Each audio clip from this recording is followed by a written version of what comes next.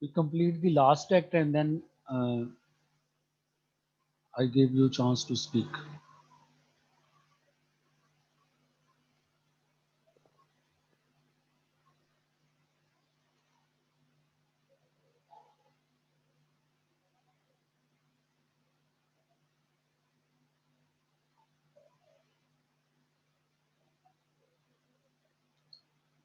Obviously, there is the hasty, you can say, marriage, but this hasty marriage is wrapped in uh, certain emotions through sincerity, our religious sincerity on which the heavens shine approvingly. In last act of the play,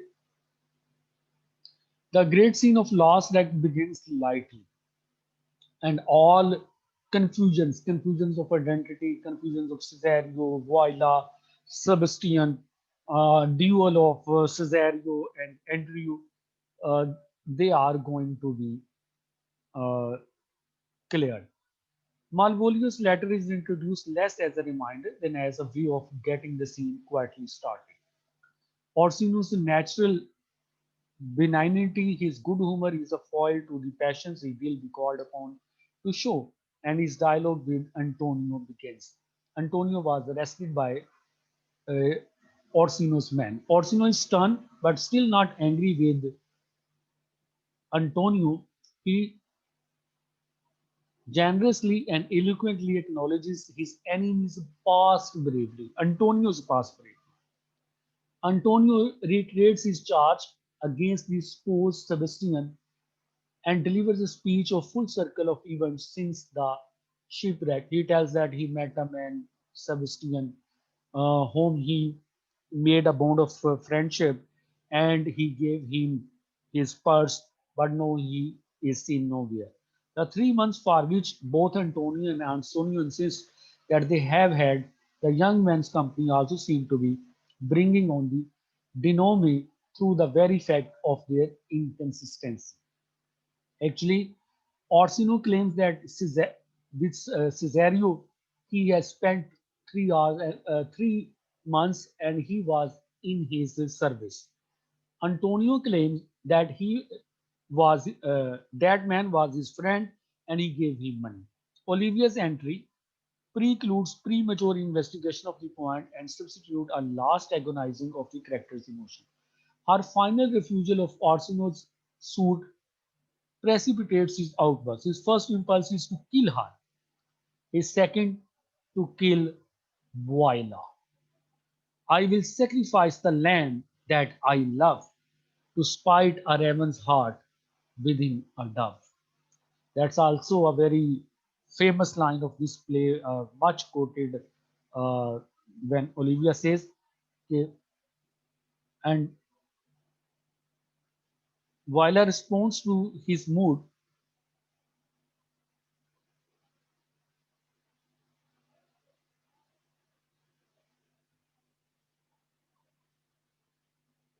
Voila responds to his mood and his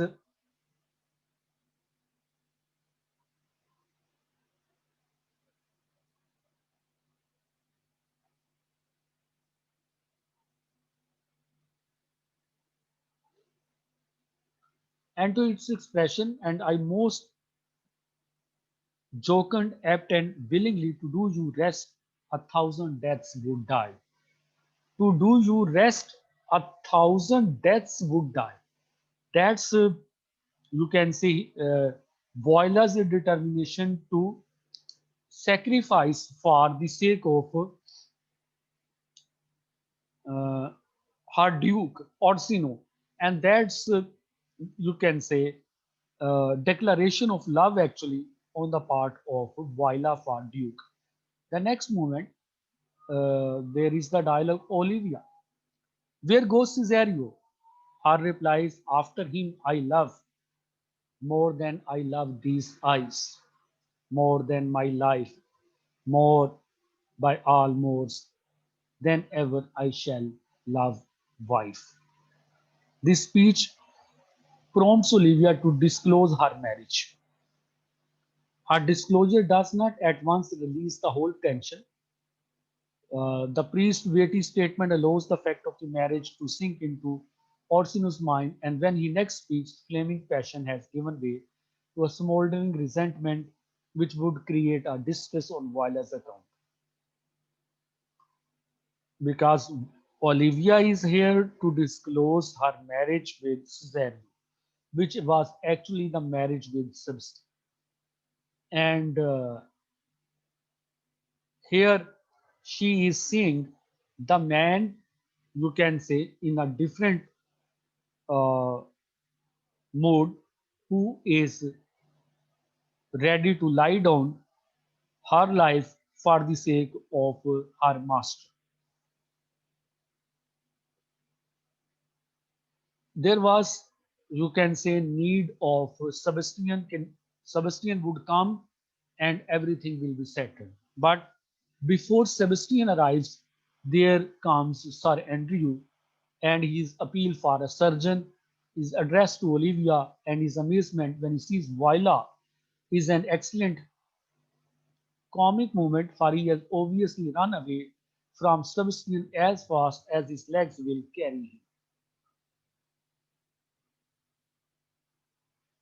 So Sir Andrew comes, and Sir Andrew is actually bleeding because of the stroke that he actually received from Sebastian.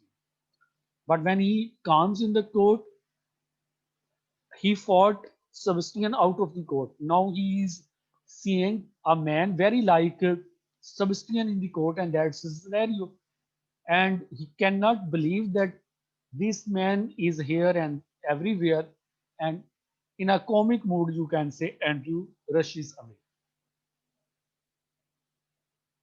Now, Voila's bewilderment is directed to Sir Andrew. Voila cannot believe what has happened to her. She is unaware of everything. Earlier tension has been thoroughly and instantly released with good final appearance of Toby and disappearance for him and Sir Andrew. Toby आके Andrew को साथ ले जाता है ताकि इसको जो dressing जो है वो करवा दे.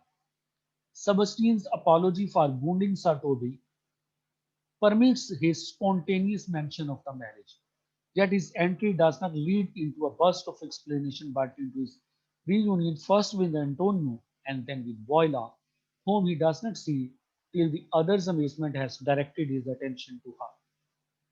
So Sebastian first comes and he apologizes for wounding Sir Toby as well. And then he mentions his marriage with Countess Olivia. Meanwhile, the he meets Antonio, and the people are surprised to see two persons of this with the same face. You can say Viola and Sebastian.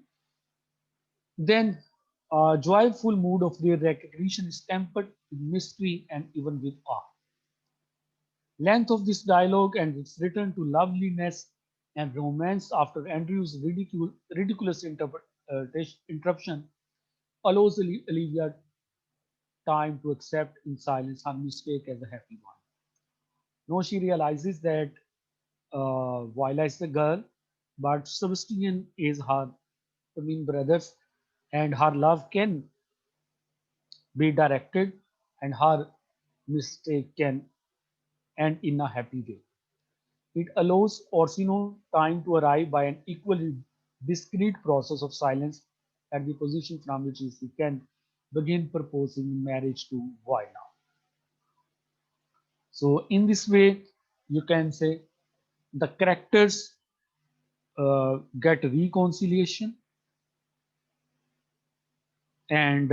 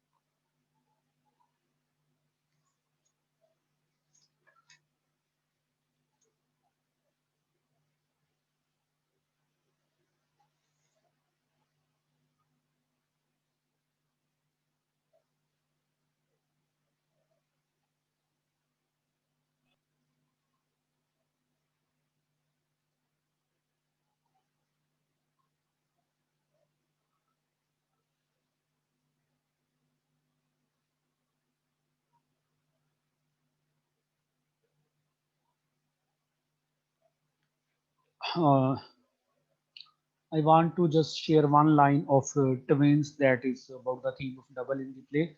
One face, one voice, one habit, and two persons. A natural perspective that is and is not.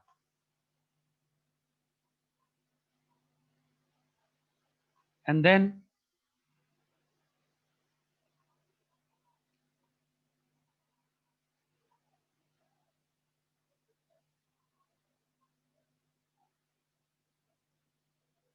he says, Sebastian tells, I had a sister whom the blind waves and surges have devoured of charity. What kin are you to me? What countrymen? What name? What parentage? Viola says of Messalin, Sebastian was my father. Such a Sebastian was my brother too. So went he suited to his watery tomb. If spirits can assume both form and sword, you come to fright us. And in this way, thrice welcome, drowned Voila is uttered by Sebastian. Voila replies, my father had a mole upon his brow. Sebastian, and so had mine. Voila. And died that day when Voila from her birth had numbered 13 years. Oh, that record is lively in my soul. While if nothing lets to make us happy both, but this my masculine usual attire, do not embrace me till each circumstance of place, time, fortune, do cohere jump that I am Voila. Which to confirm I will bring you to a captain in this town where lie my maiden weeds, by whose gentle help I was preserved to see serve this noble count. Sebastian tells everything to Olivia, and then Duke says, I shall have share in this most happy wreck. And asks Voila, thou hast said to me 1,000 times, thou never should love woman like to me. Voila says, and all those sayings will I overswear, and all those swearing keep as true in soul as do that orbed continent the fire that serves day from night. Duke asks for her hand and requests her to see her in woman's garments.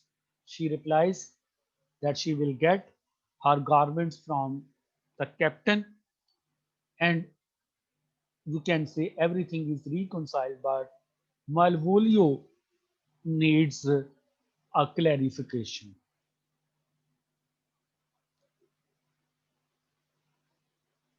This is brought in by way of Captain's reported imprisonment at his suit, a connection so delightfully shameless in its artificiality that it reminds the audience of Malvolio's habitual ill will, and so provides further retrospective justification for the trick played on him.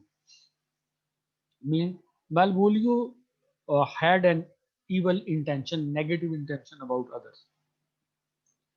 Keynote of his letter is indignation, and indignation, not pathos, is the keynote of his speech when he appears. Its blank verse matches its argumentative, aggressive course because actually the play has, you can say, speeches of Malvolio, and after those speeches we have Clown's song.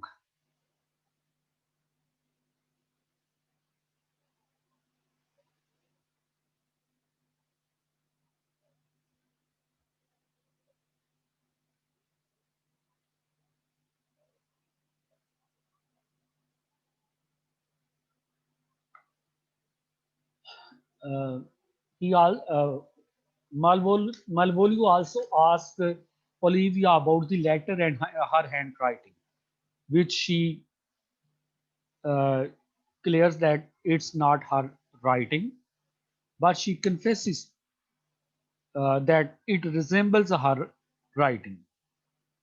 And she knows that it's Maria's handwriting,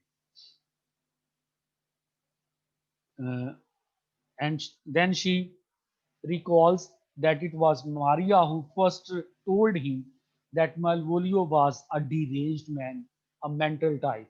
So that letter has actually helped her to realize her. So she has no intention to punish Maria for that prank. And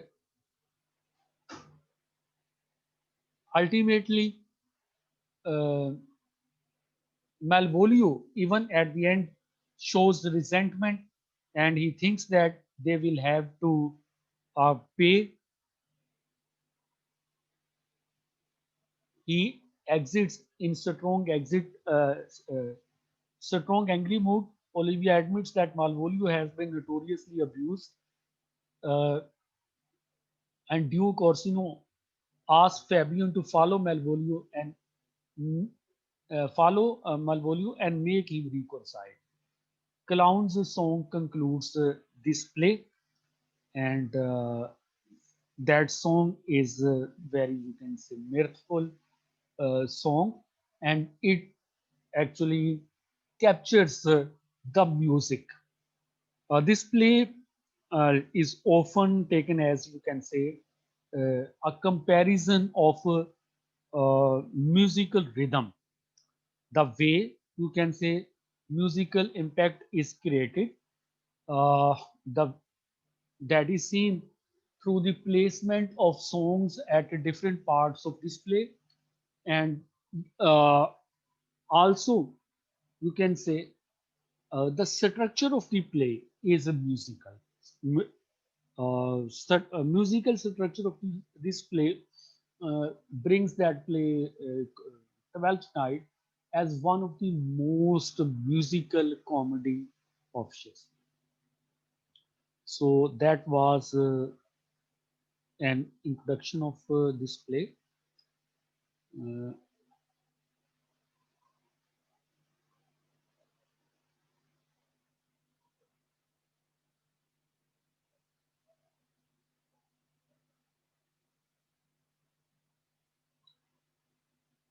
a theme of this play are, first is mistaken identity, that is about identity of Cesario, and what type of, you can say, uh, fantasies and fallacies occur because of this mistaken identity of Cesario. Mistaken identity of Cesario can also be taken as a pretended identity of Malvolio. Love and the self, uh, one of the significant theme of the play. Love makes the self, and here we see uh, love, uh, on one side, that's a positive force that makes uh, the self of Olivia, Voila, Orsino, and to a very small extent, Sebastian. But uh, here, love is not treated as just a feeling. It is taken as a stimulus for action. And these actions, these choices contribute for the making of the self. Next is the danger of love, because uh, different dangers are there, but that's the hovering death that is seen, you can say, through the incident of shipwreck. Afterwards, Voila's disguise, and when she is given a challenge of duel by uh, Sir Andrew. So death is hovering there, but in that comic play, death is, you can say, always suspended. Theme of disguise through the character of not through the character of Viola. it should be explained what was the necessity of this disguise. Necessity was of protection in a male society. It was a mean of getting an access or job in Duke's court, and but whatever happened, it was not planned. I mean, Olivia's fall in love with Cesario, that was not part of a plan, and she couldn't never imagine that through disguise all this could happen. Also, she didn't have a plan to, you can say, impress or fall in love or marry Duke Orsino, but it also happens with her. Twins are double, that's the theme. I quoted from the last act, the lines of Duke, two faces, two voices, that are referring this theme, and you can discuss characters of Sebastian and Voila. Follies and pranks, one of the significant theme. Definitely, the major prank is Maria's plan of writing a letter and playing with Malvolio's weakness of self-control, and also mention certain follies of Malvolio when he actually puts on yellow stockings and he looks like a crazy fellow. So discuss these things.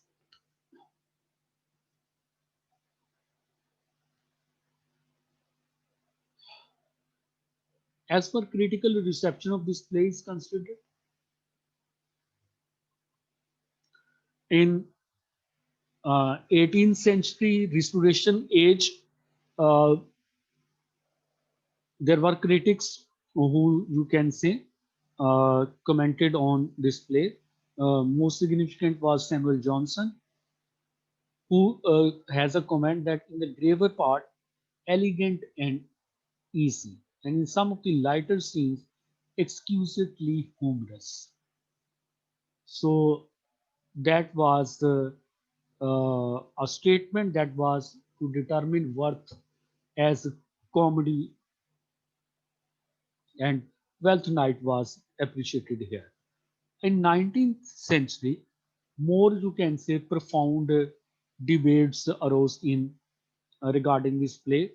A romantic German critic Schlegel, he commented on the idea of follies of as main plot are provided with a contrast in the undisguised absurdities of the wholly comic characters arising in like manner under pretense of love. That was his statement.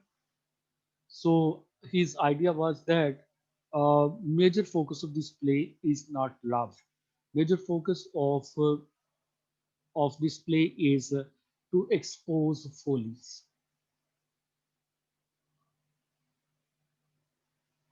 In Sir, Victorian what is meant by undisguised absurdities?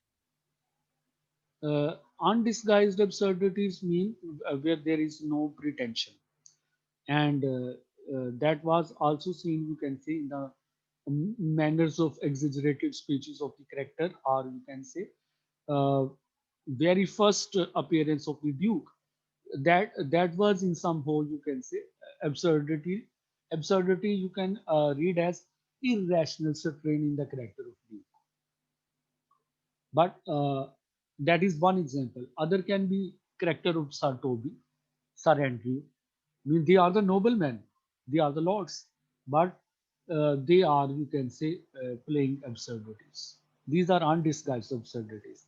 And disguised absurdities are through the character of Malvolio, and it can be through, you can say, anxiety of Cesario when she is threatened by duel of surrender.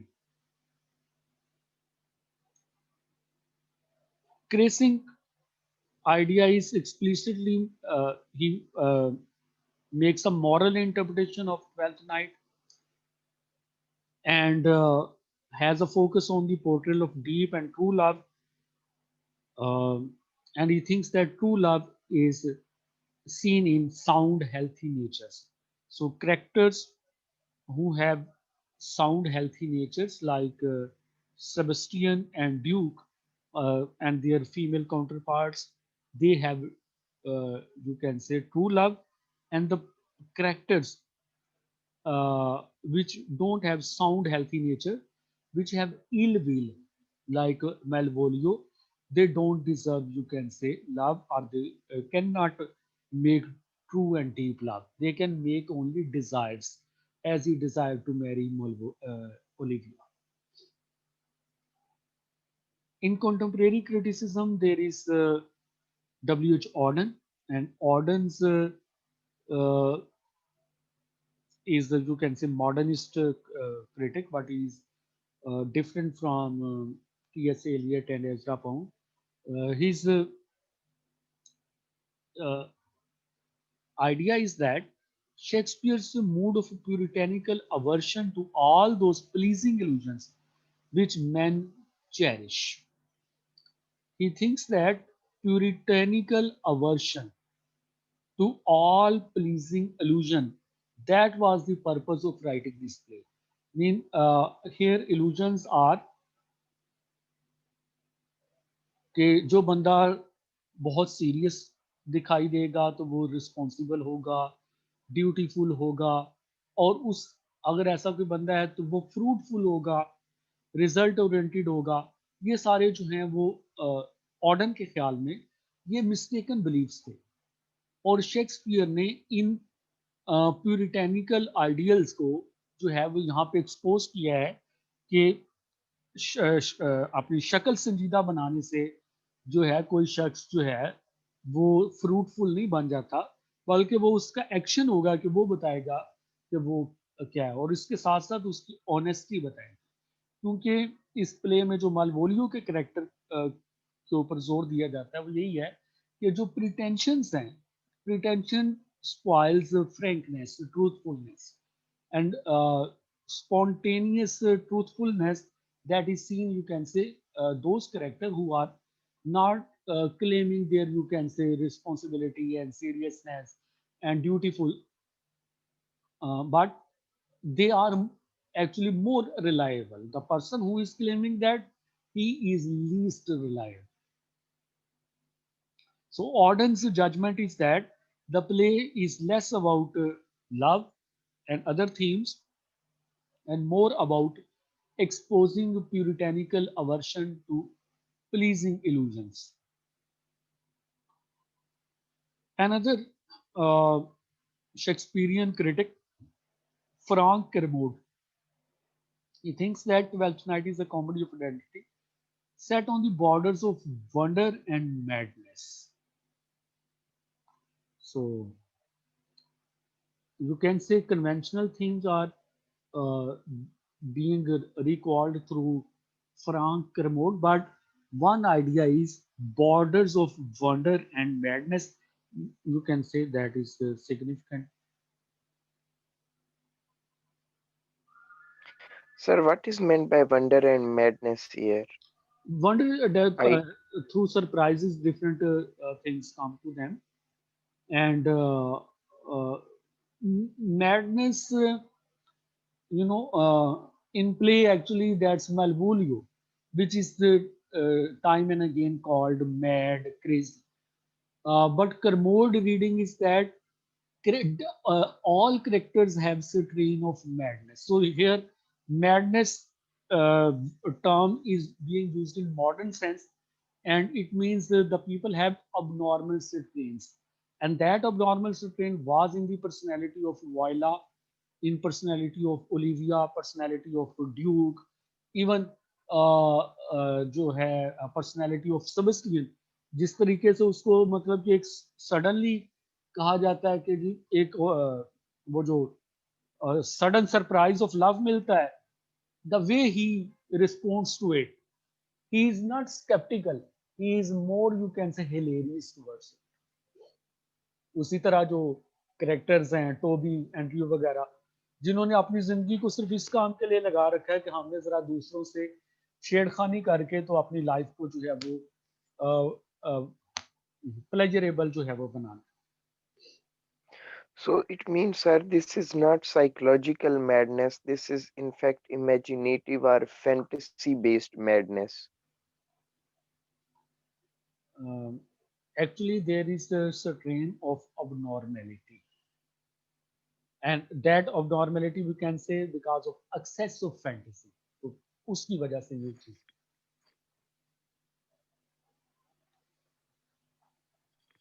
uh, Wilson Knight criticism is emotional and imaginative unity of romantic part of the play, thematic patterns of music, love, and previous stone threaded by the somber strand of a sea tempest and a sea flight. By the way, Wilson Knight idea is not to read this play as a play. His idea is to point out its formalist, you can say, reading. So you can say artistic focus, like patterns of music, love, and previous tones. They are pointed out Wilson, and Wilson is using them to convey his own theory of that is actually theory of formalism or formalist reading of Shakespeare. Fry, who is a archetype critic and um, he's a Canadian basically. His focus is to draw a parallel of myth through history and their representation in this play. He, in this play, finds a celebration of triumph of life over the wasteland. कह सकते हैं कि बुरे वक्त के बाद अच्छा वक्त आता है। ये वाला एक आर्क टाइप इंसानों की साइकी में मौजूद है, लिटरेचर में भी आता रहता है। तो फ्राई को यही आर्क टाइप इस प्ले में नजर आता है, यानी कि आप उसको जो वेस्टलैंड है उसमें आप शिप रेक का इवेंट रखें, उसमें आप जो बोज हैं ओलिविया के और जो फेल्ड वूइंग ऑफ ड्यूक है उसको रखें तो वो वेस्टलैंड था। लेकिन एंड पे आप देखते हैं तो वहां पर जो है एक मैरिज प्रपोजल एक्सेप्ट होती है, सेलिब्रेशन होती है। No, they are going to words, you can say, the life process.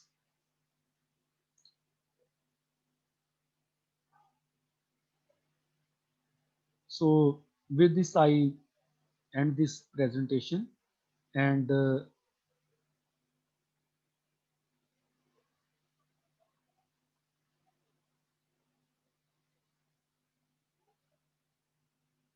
first next week you will have presentation. So uh, uh, three students will have presentation next week. So Siraj, Yes, sir. Yes, sir. you will have your presentation next week, and Okay, sir. Kinza, you will have presentation, and Samra, you will have presentation next week. The topic is sir Excuse me, sir. yes. Sir मुझे topic assign नहीं किया गया। How is it this? Topics are from Cambridge Companion to Shakespeare chapter. Sir chapter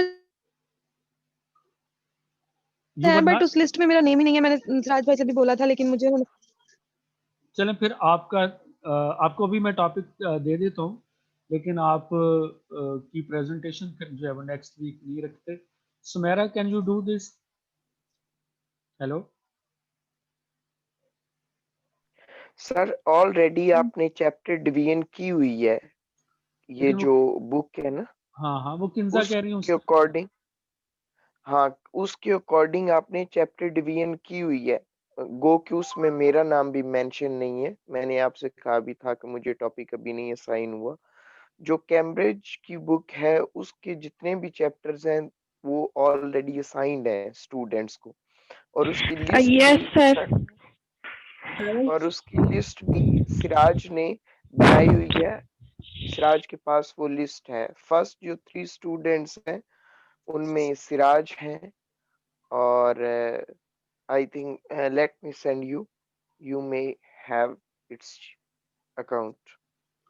क्योंकि अब next week से जो आपका 13th week तक every week you will have 3 presentation, okay?